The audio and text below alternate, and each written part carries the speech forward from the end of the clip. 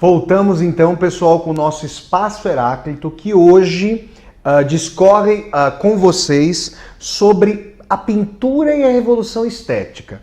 No nosso primeiro bloco, nós falamos aqui sobre as transformações de relação entre forma e conteúdo que perpassaram o Rafael no afresco A Escola de Atenas e o Rembrandt no belíssimo quadro Aula de Anatomia do Dr. Tulp.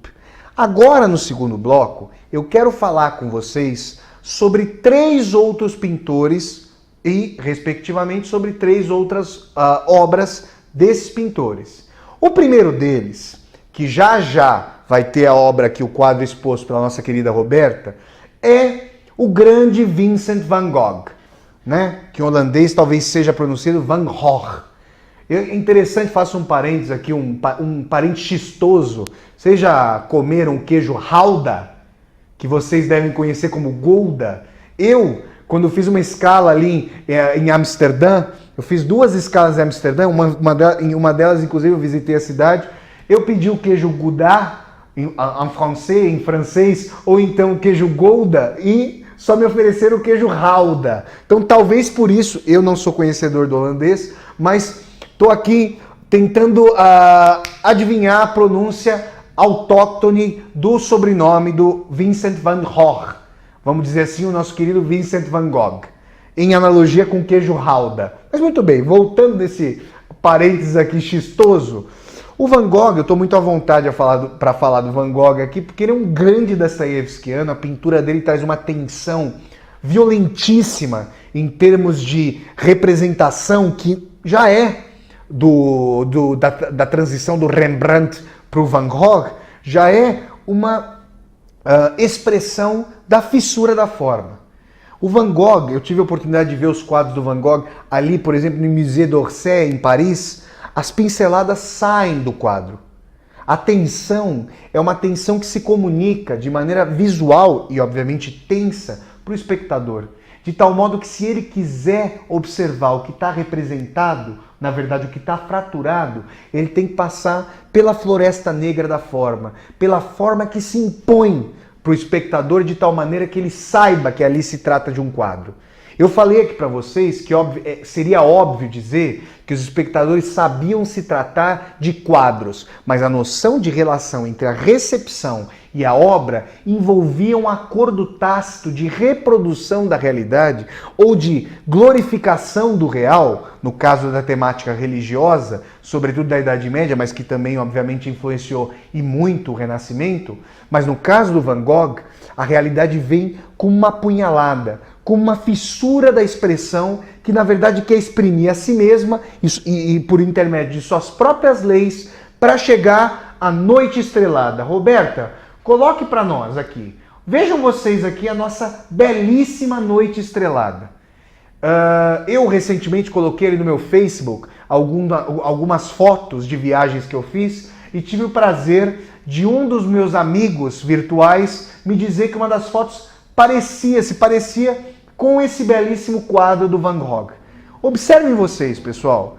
Vocês podem discernir nesse quadro, por exemplo, o rio, o lago ali, vamos chamar de mar, um rio, talvez um pier ali à esquerda do nosso quadro, as estrelas, a lua e tudo mais. Mas eu acho que fica claro para todos nós aqui que a expressão da noite estrelada é a expressão primeira da pintura da noite estrelada. E o que eu quero dizer com isso? Nós notamos nitidamente a construção da noite, a leitura, a apropriação do Van Gogh dessa noite estrelada. A sua apropriação não apenas em termos subjetivos, mas em termos que dialogam com um novo tipo de estética da pintura que o Van Gogh quer trazer à tona. Então, diferentemente do afresco do Rafael e também, em certa medida, do quadro do Rembrandt, a nossa noite estrelada traz a expressão da noite por intermédio da imanência estética, por intermédio das leis de configuração do quadro, da pintura que o Van Gogh, inclusive, estava forjando pela sua obra eminentemente revolucionária. Nisso, nós temos um panorama eminentemente interessante para nós entendermos o que vai acontecendo com a transição da pintura, com a transição da tomada de posição desses pintores. A forma da pintura, as leis da sua configuração, o tipo de expressão, a tonalidade da tinta, a pincelada, o tipo de configuração deixa de se subordinar, em grande medida, às leis de expressão do real, desde fora para dentro, e passam a configurar o mundo esteticamente mediado. O mundo que diz respeito à pintura que depois dialoga com o mundo. Ou seja, para chegarmos ao mundo por intermédio de Van Gogh, nós passamos pelo corredor polonês da pintura, pelo universo estético do Van Gogh, para então nós entendermos aquilo que ele gostaria de expressar por intermédio do quadro. A expressão torna-se, na verdade, um meio do fim que é a própria configuração estética. E isso vai se radicalizando quanto mais nós chegamos próximos aqui ao século XX. A gente partiu do Renascimento, Renascimento italiano, depois no bojo do Renascimento holandês, chegamos ao século XIX, do dostoiévskiano Vincent van Gogh, e agora entramos no século XX, e eu quero trazer a vocês outro quadro que marca a minha vida. Eu gosto muito desse quadro, que na verdade é um quadrinho, é muito pequeno. É um quadro chamado O Grito, do pintor escandinavo Edvard Munch, que eu estou aqui germanizando a pronúncia do Munch, porque é M-U com trema, N-C-H. Eu não conheço as línguas escandinavas, o finlandês, o sueco e o norueguês, nem o dinamarquês, mas estou aqui vendo uma afinidade germânica. Eu conheço o alemão, então estou vendo uma afinidade germânica da pronúncia do sobrenome do Edvard Munch. Então, eu pediria a Roberta que colocasse para nós O Grito. Vocês já devem conhecer esse quadro belíssimo, e aí ele está vinculado ao movimento expressionista. Eu não gosto, eu como escritor, como artista, não gosto muito dessas taxonomias e filiações eminentes aos movimentos, mas percebam, pessoal, que o grito, que a expressão do grito nesse quadro, que a meu ver é belíssimo, é a expressão da distorção dos traços, é a expressão do céu, que na verdade não é a verossimilhança do céu, é a tonalidade do laranja mesclado ao vermelho e ao amarelo. O céu é uma mescla de cores, mais do que o próprio céu. Nós temos a noção de que é o céu porque ele está acima da personagem completamente desfigurada pelo grito. Só que o grito é uma expressão, e daí o expressionismo, de toda a distorção que o traçado do quadro exprime para chegar então ao conteúdo da pessoa. A pessoa, se vocês olharem bem, é na verdade uma extensão da fissura dos próprios traços presentes na obra. Nesse sentido, nós temos um passo ainda além em relação ao Van Gogh. O que nós tínhamos na Noite Estrelada? Nós tínhamos a fissura da forma chegando até essa noite. Agora, nesse O Grito, vocês percebem aqui que o grito, o desespero, a fratura emocional, a crise, ela se exprime reverberando em ondas sonoras, ela se exprime por intermédio dos próprios traços modulados. Percebam vocês então que a forma é inequívoca para se chegar ao próprio título do quadro, que é o grito. É a forma que faz a expressão e é o conteúdo que se transforma no segundo plano dessa pintura. E nesse caso, então, aqui nós assistimos a um tipo de emancipação da forma que, de Rafael, passando por Rembrandt e passando por Van Gogh, se emancipou cada vez mais. De tal maneira que, eu diria, fica mais difícil para espectadores não iniciados chegarem à expressividade desse tipo de obra se não tiverem noção da tradição artística com a qual elas dialogam. Porque hoje, nesse lamentável contexto de pós-modernidade que abre mão de toda uma construção dialógica das obras, de toda uma tradição que tenta, ao propor desconstruções, buscar a totalidade dos diálogos artísticos, e nesse sentido, esse contexto procura isolar as obras como fragmentos por si sós. Mas, na verdade, aquilo a que nós estamos assistindo nesse nosso espaço Heráclito é um tipo de configuração estética que emancipa pressupostos da constituição formal para tornar a pintura uma leitura de si mesma.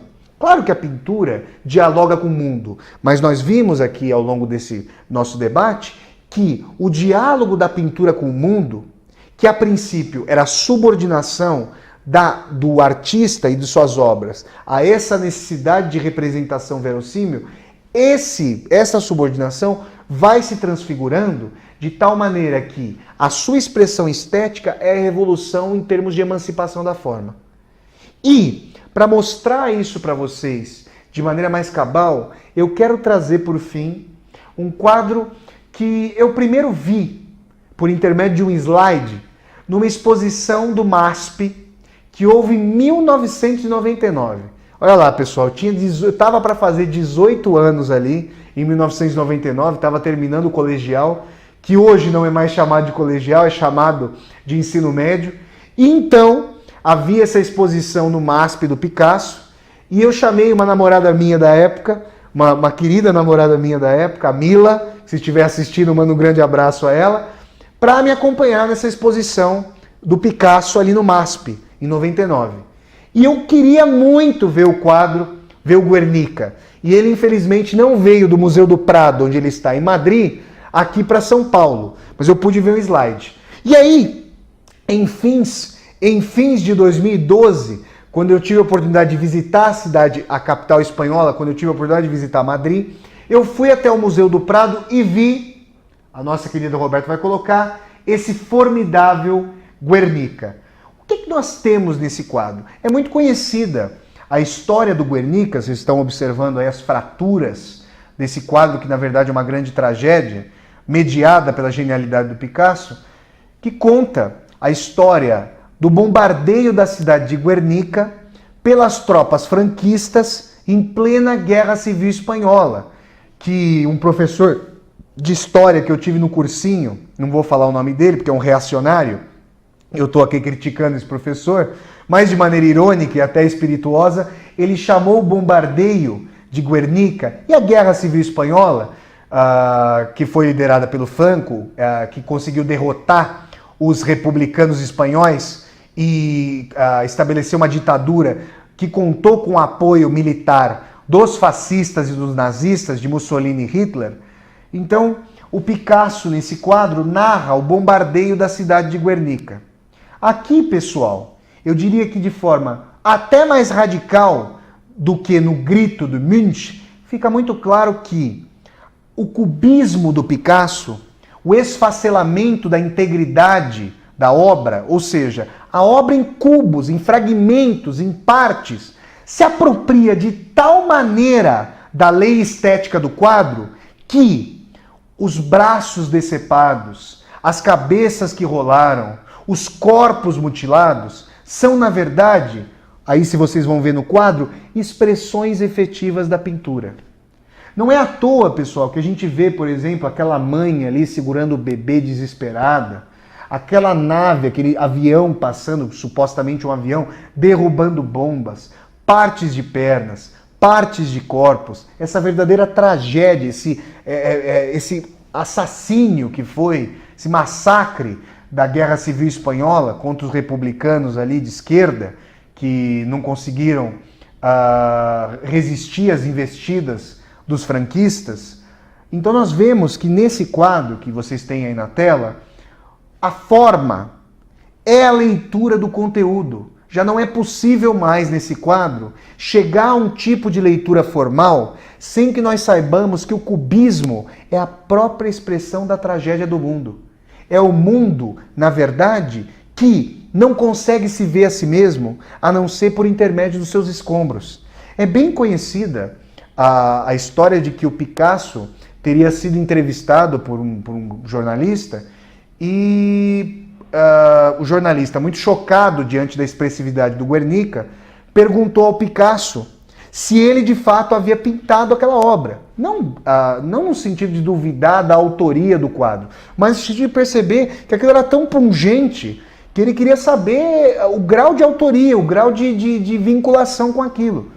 E o Picasso teria dito para esse repórter, na verdade, não fui eu que fiz o Guernica, foram eles. Ou seja, o Picasso abre mão da autoria, mas essa colocação do Picasso é extremamente dúbia. Porque como nós vimos ali no Guernica, a autoria é necessária para, ao representar a realidade, representar os escombros dessa realidade, naquilo que, a meu ver, eu chamaria de ápice da emancipação formal da obra. Porque ali a forma é conteúdo. A forma se transforma em história.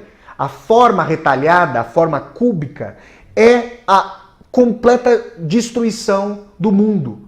O mundo, para ser verossímil, naquele contexto bélico que o Picasso retrata, na verdade, ele passa pelo cubismo dos corpos fragmentados. E nesse sentido, pessoal, o que nós temos? Nessa transição sobre a qual o nosso Espaço Heráclito falou hoje, uma transformação de Rafael até Picasso, passando por Rembrandt, Van Gogh e Munch, de uma emancipação da forma com vistas à sua expressão, que faz com que o conteúdo venha cada vez mais a segundo plano. Essa, obviamente, é uma leitura feita aqui no nosso programa, que poderia ser desdobrada por vários sentidos. Essa é uma primeira leitura aqui no nosso Espaço Heráclito com relação à pintura, que é uma arte que eu admiro profundamente, e isso pode ser desdobrado em programas futuros. Porque esse nosso Espaço Heráclito, que tratou da pintura e da revolução estética, vai ficando por aqui. Então, pessoal, me despeço de vocês e convido vocês a assistirem aos outros programas do Espaço Heráclito e na próxima segunda espero encontrá-los aqui com mais um programa. Então, pessoal, até segunda que vem. Tchau, tchau!